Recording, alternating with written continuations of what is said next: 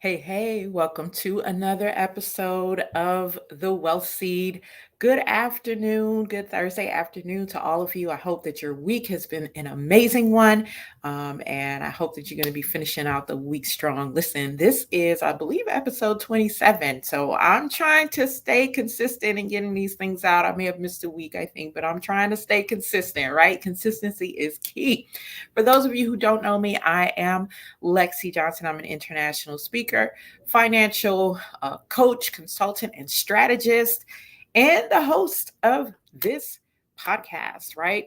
And this podcast you can watch in my private Money Mastery for Her group or on YouTube or on my Money Mastery for Her business page on Facebook. And there are a couple of you that are there are some of you that are getting to see this. I put it on my personal page. I will not continue to do that. I've done it throughout the month of January. And then I said, okay, let me do it a little bit on February.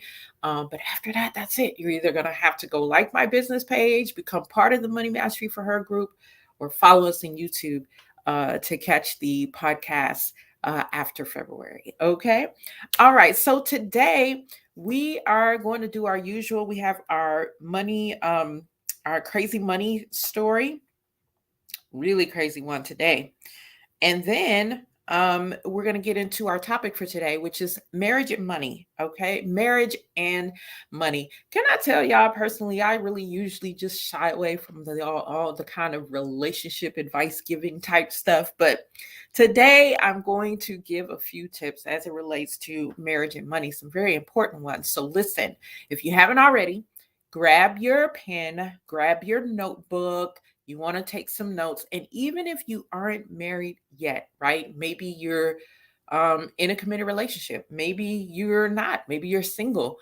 These are still good things for you to take note of because at some point you may be in a relationship. And honestly speaking, it doesn't even have to be like a marriage relationship. It could be a business partnership that you enter into, right? And you have to have conversations with money. So these tips are going to be good for any type of partner, really. Okay. All right. So, as usual, let me know who you are and where you are watching from. I am going to try to keep up with you guys, in the comments. Some of you I can see, some of you StreamYard. Yeah, StreamYard won't allow me to see. So sometimes it comes across just as Facebook user. So if I don't acknowledge you by name, please forgive me. I'm going to try to pull it up on my phone somewhere. I don't know if I should go to my personal page or to my to my group page, but anyway, I'm going to try and pull it up somewhere and hopefully I can see some of you. Hey, Angela from North Carolina. Good to see you, my sister. And I'm looking forward to our Saturday event. Well, this stuff be rolling around fast. All right. Okay, all right. So let's get into it. Here is our crazy money story for the day. This in from the New York Post. This was posted yesterday on their online website. And this one actually has to do with the government. So um, I'm going to read the title and then I'm going to read a couple of excerpts from the article. You guys just drop in the chat what you think about all of this. So here is the title. It says state federal governments wrongly doled out 191 billion in COVID unemployment money. That's right. It says the state and federal governments wrongly distributed 191 billion. Now you might be asking, how do you mistakenly give 191 billion away, right? Because how many of you're like me, listen, if 10 bucks go missing, okay, if 100 bucks go missing, 200 bucks, 500 bucks go missing, I'm like, what's going on here? Okay, 191. And it's not that it's missing, they just wrongly gave it out. So let me get into the article so you all can understand what happened. Okay. So it says state and federal governments likely paid out at least 191 billion to ineligible unemployment claimants during the pandemic, around 28 billion more than previously estimated, officials acknowledged Wednesday. All right, so let me just stop right there. Okay, so we know pandemic, a lot of people lost their jobs. Hey, Dr. Chanel, good to see you. She said, wrongly rolled some my way. Sometimes that's good for a minute, but if they catch up to you and it was wrongly given out, boy, they're getting their stuff back, right? So I'll be like, nah. So, but the question is, it's like, okay, how did this happen? So during the pandemic, right, we know that a lot of people lost jobs. A lot of people were putting in for unemployment.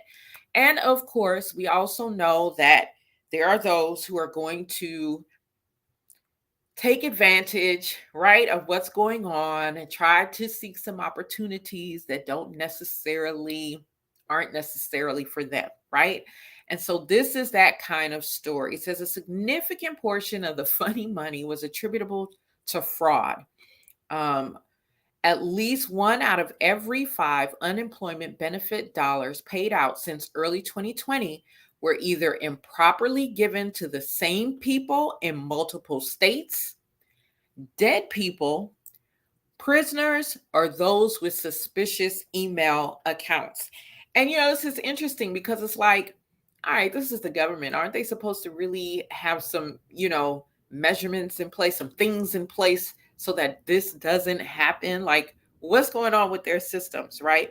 But that's exactly how it happened. People applying for these benefits in the name of dead people, or they applied in multiple states, or prisoners, they said, or those with suspicious email accounts. Let me see. Let me jump down a little bit because I don't want to read all of this. So it says, in one egregious case, officials found that a claim filed from a 3-bedroom house shared the same physical address as 90 other claims and the same email address as 145 additional applications. So even the people necessarily weren't that smart about how they were doing it, because they were using the same email address and the same addresses. Get out of here, right? 90 claims from one house, same physical address, and the same email address, 145. Same email address. This is crazy. So it says the fraudsters behind that scam netted that particular scam, the one that were in the 3-bedroom house that shared the same physical address and in those emails, they netted about 1.5 million in stolen benefits. Now listen, my question is this: as a financial strategist, right? What are you doing with that? If you could get away with it, what did you do with that? What did you do with that money, right? And something is telling me that people are just, they're just going in there and they got all this money one minute and then it's gone the next. They probably don't really have too much to show for it. Most likely people went and bought cars, TVs, a home, or something like that. Didn't really do anything too smart with the money. Okay. Anyway, it says in another 2021 case, 8 Brooklyn men stole $2 million in COVID cash and were busted only after they took to social media to flaunt stacks of greenbacks. Boy, I tell you, humans, we get ourselves trapped up all the time. Why? Because we love to talk about ourselves. We cannot hold water.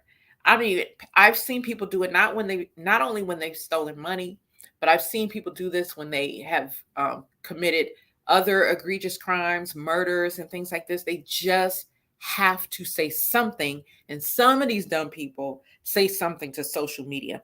Just absolutely crazy. It says, and another one was an Albany audit last November found that scam artists had stolen $11 billion worth of benefits in New York alone under the $2 trillion CARES Act, which was signed into law by our former president. So many people, took advantage. But listen, The government has a way of getting its stuff back. Okay. So I don't know if it was worth it to do that. But it's crazy that something like that could even happen in the first place to that amount of money. What was that? 191 billion? Crazy, crazy, crazy, crazy. Well, all right, let's get into our money tips for mar- mon- uh, married couples. Okay, uh, let's do it. Let's do it. I've got a few tips for you all today. They aren't necessarily in any particular order, except for the last two that I'm going to give you are actually probably not probably. The last two that I'm going to give you are like the most important, okay, when it comes to marriage and money. Well, statistics will bear out, and I'm not going to go into all what those statistics are. You can Google them, but statistics will bear out that, there are many marriages end because of money. In fact, it's either the number one or the number two reason, depending upon whose study you look at, right? And so, money is one of these areas that couples have a hard time communicating about, seeing eye to eye about, um, all of that. Right now, I want to give my opinion on why I think that is. I think that that has a lot to the way that we are conditioned. Number one, we are conditioned not to talk about money. Right? Don't ask people what they make. Don't tell people what you make. Don't talk about any of your money indiscretions or mistakes that you've made with money, or even if you've got great things going on with money. We are taught not to have these conversations, okay?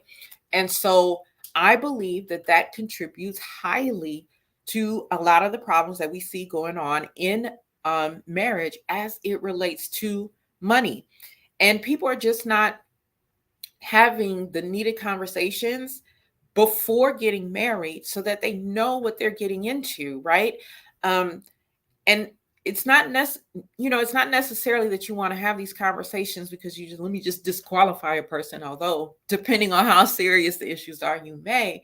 But the thing is, so that okay, we're going into this wide open as it relates to money, and certainly this can apply to every other area and aspect of a relationship, correct? But here we're talking about money. So what are six ways that we can have better conversations with our spouse? Okay, now remember, I'm going to give you the two most important at the end.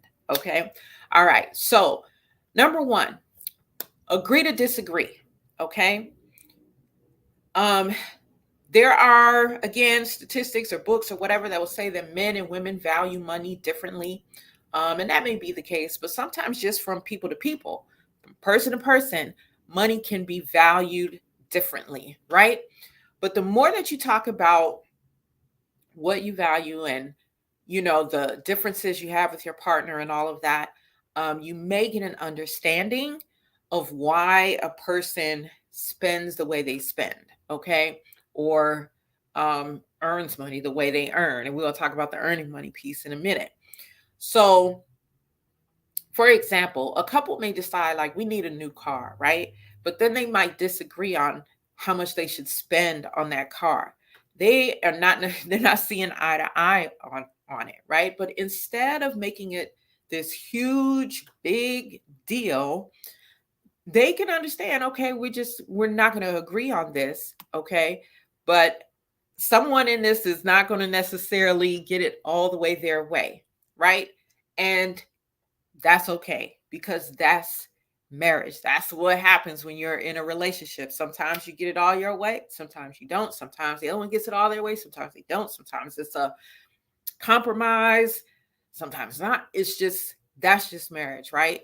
And so um we have to be okay with not seeing eye to eye. Sometimes we have this expectation of our spouse that we've got to get to this place where we agree on every little thing about everything, including money. And listen, you're an individual, and so is your spouse. Okay, it is not going to be very often where you are completely in agreement with every little area and aspect about something. You might agree, yes, we need the car. what kind of car, what, how much, all that, you may not necessarily agree on. Okay.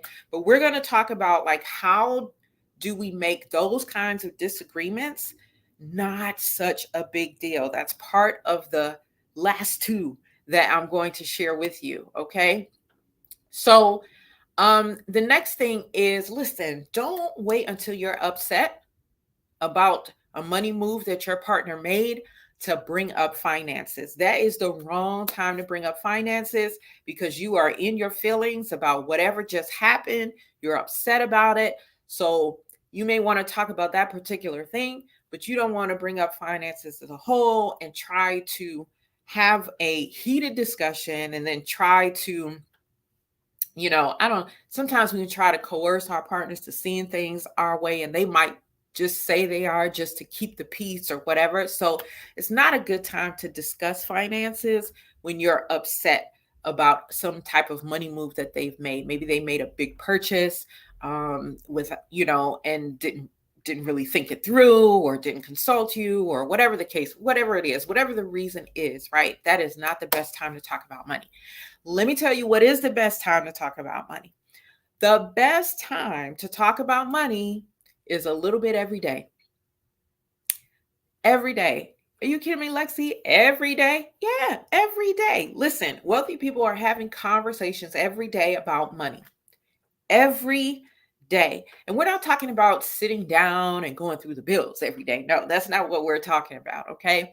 One day it could be one day you could be meeting about the bills, but another day you all could just be simply, reading something about money and having a discussion on it. Maybe you all want to learn more about investing, and so you find a little article or something to discuss. Like have a discussion on money a little bit.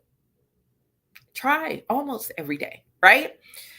So because what happens as you're having these daily discussions, you're getting to know one another. You're getting to understand what the person feels about money, how they think about money, how they view money, all of that, right? And, bottom line is money is an everyday part of life. We cannot deny that as much as we try to say, oh, it's not important. Oh, it's not everything.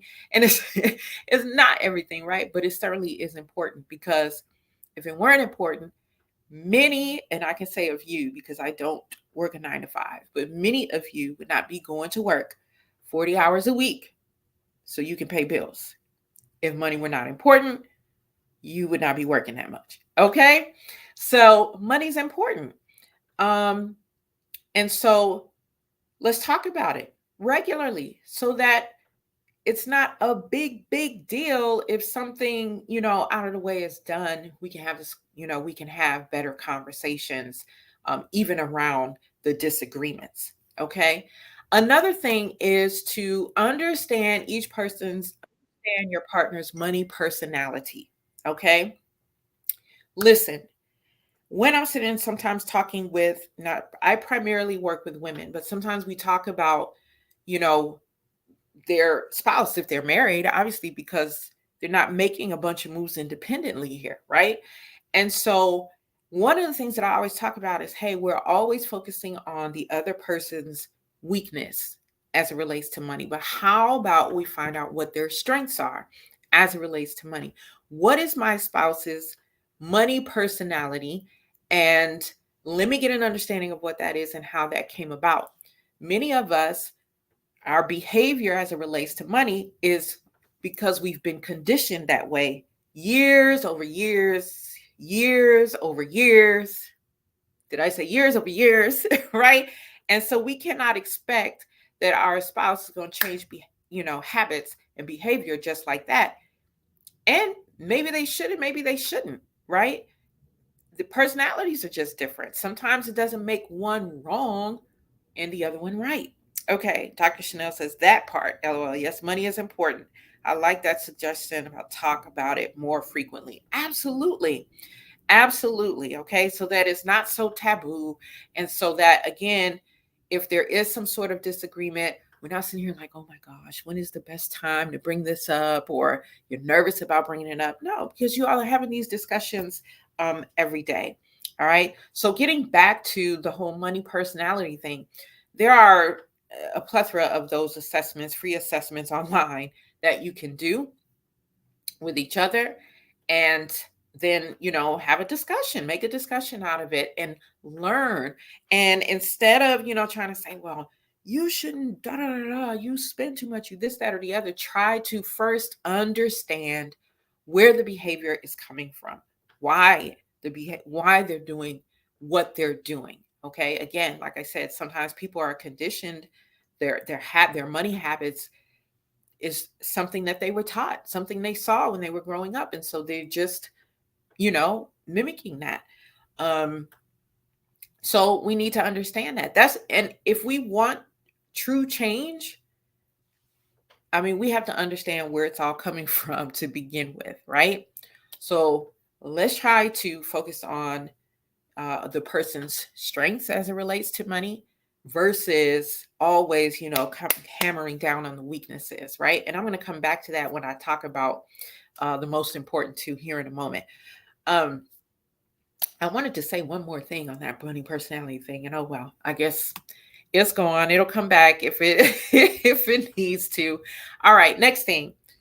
Do not lie. Okay?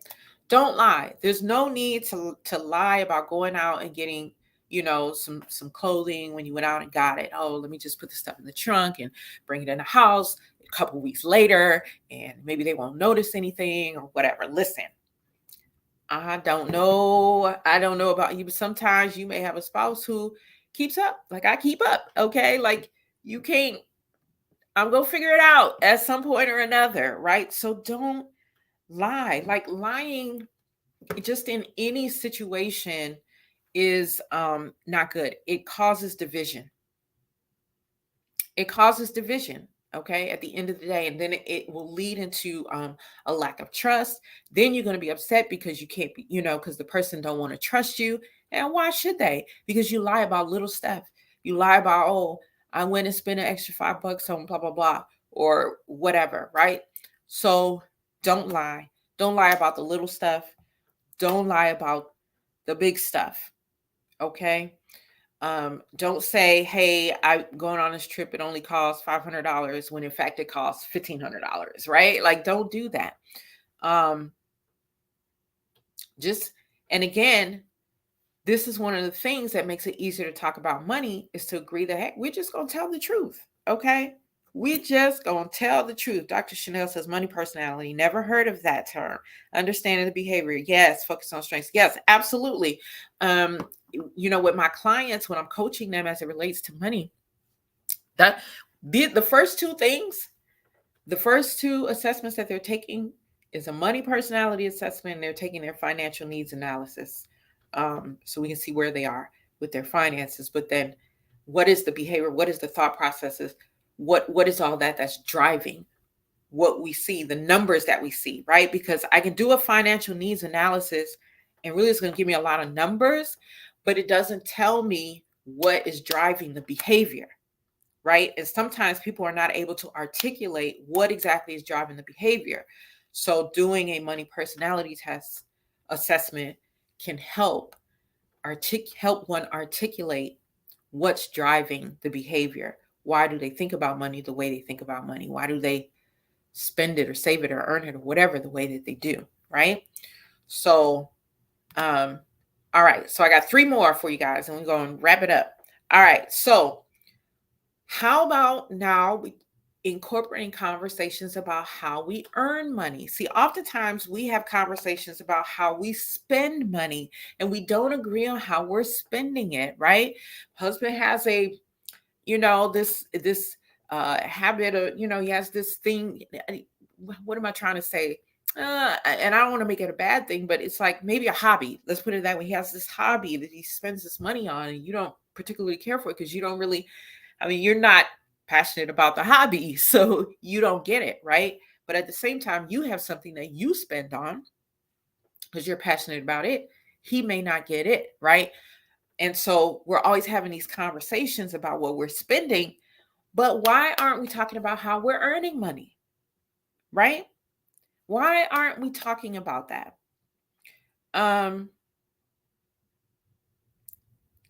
sometimes our spouses are working jobs that are super stressful, that they don't love, right? They keep going in, day out.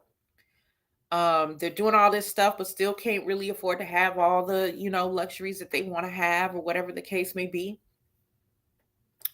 Or maybe you have a spouse that is doing everything that they love to do, right? Um, Loves the job, right? Why aren't we having conversations about how we are earning money? And if there's a need to earn more money, and how can we as a couple go about earning more money? Like, why can't we have these opportunistic discussions, right? Versus the discussions on the negative side all the time, right? So, I believe that talking about money, talking about how you want to earn money is vital.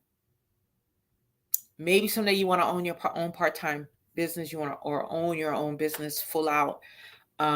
Maybe you want to retire early. All these things. We're going to get to some of this is all going to tie together neatly in these last two, but have those conversations, right? What would those conversations look like? Okay. What would happen if I could earn 1,000 more a month, 2,000 more a month? And if we could earn 2,000 more a month, that would be great. How should we go about doing that, where we don't have to pick up another 9 to 5, or another part-time or something like that, right? How let's have those discussions, right? All right. Are y'all ready for the last two? Here are the last two tips that I believe are like first and foremost. And if couples would actually sit down and have this discussion way ahead of the game, one of those first discussions, I think that all the other little disagreements can work out. It's not to say that you won't have the disagreements, but I think these two things will help you to not stay in the disagreements, if you will, right? So, first thing is, what do you value? Sit down and talk with each other about what you value. Okay. Do you value family time? Do you value, whatever it is? I value free time. I value whatever. What do you value? I value education. I value books. I value personal development. I value, what do you value? You and your spouse sit down and have this conversation. What do you value? And why am I asking this? Because your money should be following what you value. Okay. Do you value investing and making sure that you're good for the future? What do you value? Have that conversation, right? And then when you have the conversation about what you value, and I would say each write down off the top 10 things that you value, right? Compare your list. It's not going to be all the same. Remember, you are individuals, okay? But where you find commonality, now here's what you can do. And this is the ultimate: setting financial goals together for the family. A family vision. Okay. Starting out, it may just be you and him, right? And then some kids may be added to the mix or whatever. But what is the family financial vision? What is the family financial vision? What does this family want to accomplish financially? See, just like if you're a kingdom citizen, you should be having this discussion like, what does our does our family want to accomplish spiritually? Right? What is our family's legacy spiritually, in our purpose? You having those discussions, you need to have those same discussions as it relates to money. What will be our family legacy? What is our family vision as it relates to money? Right? What type of legacy do we want? What message do we want to give to our children that they can pass on and pass on and pass on to their children as it relates to money?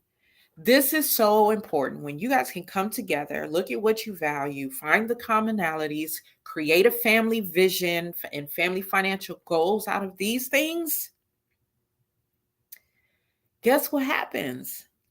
When there is something to work towards, right? You have two people working towards the same thing. You may not always necessarily go about it entirely in the same way, but at least you both know, okay, we both know that we're committed to getting to this, okay?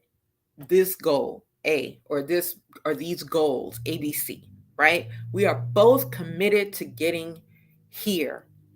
And so when you have something to look forward to and something to work towards, you get excited about it, right? And you will start to make changes in your behavior, and your spouse will start to make changes in their behavior. Why? Because you all have agreed on a common goal. Okay? All right. So, marriage and money, very important.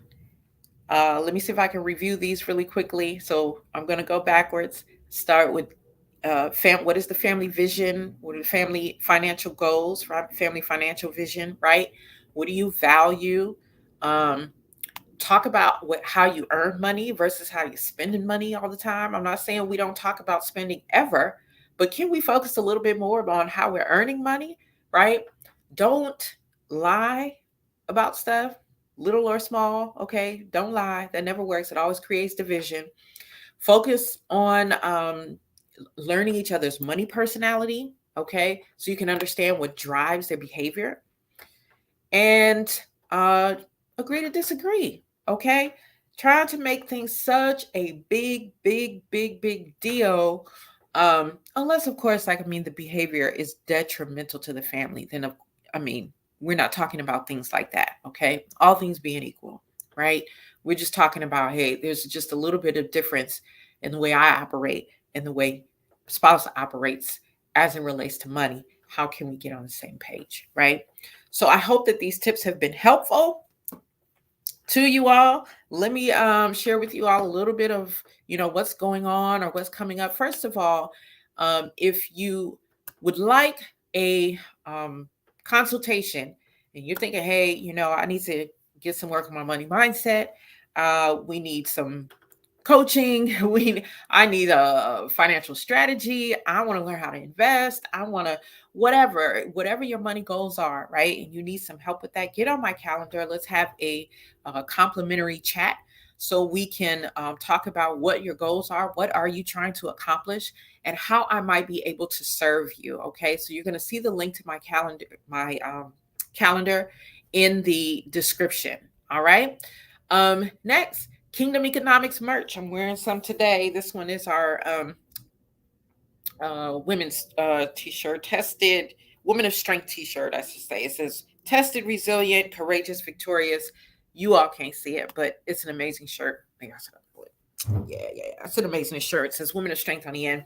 That comes from our shop, Kingdom Economics merch. The link is in the chat. We are also, Money Mastery for Her is preparing for our mission trip to Kenya in September of 2023.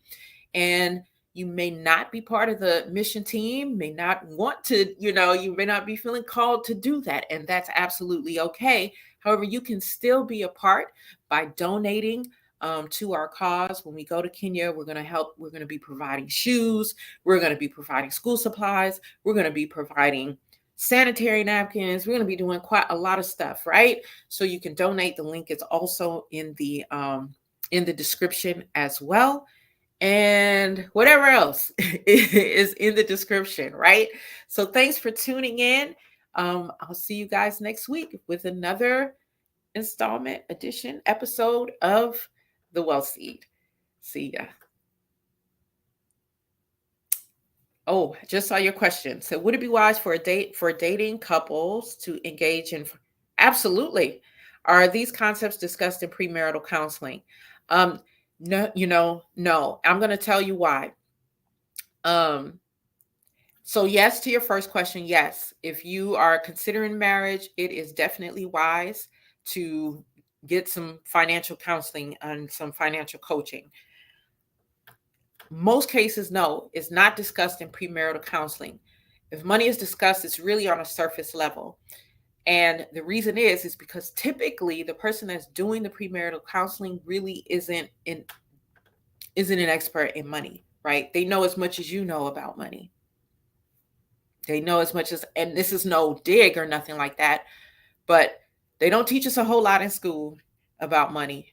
They don't teach us a whole lot of school. They don't teach us a whole lot about money in church, and they don't teach us a whole lot about money to be a counselor, a therapist, a pastor. They're not teaching the money concepts that are needed to help people get financially free. They're just not. The banks aren't even teaching it. So how will your average premarital counselor be able to teach it? They won't. So what they will do is they will do something surface, but that's about it. You're not going to walk out of there with a wealth strategy. You're not going to walk out of there understanding money personalities. You're not going to, unless that person is a money person, you're not going to walk out of there with that.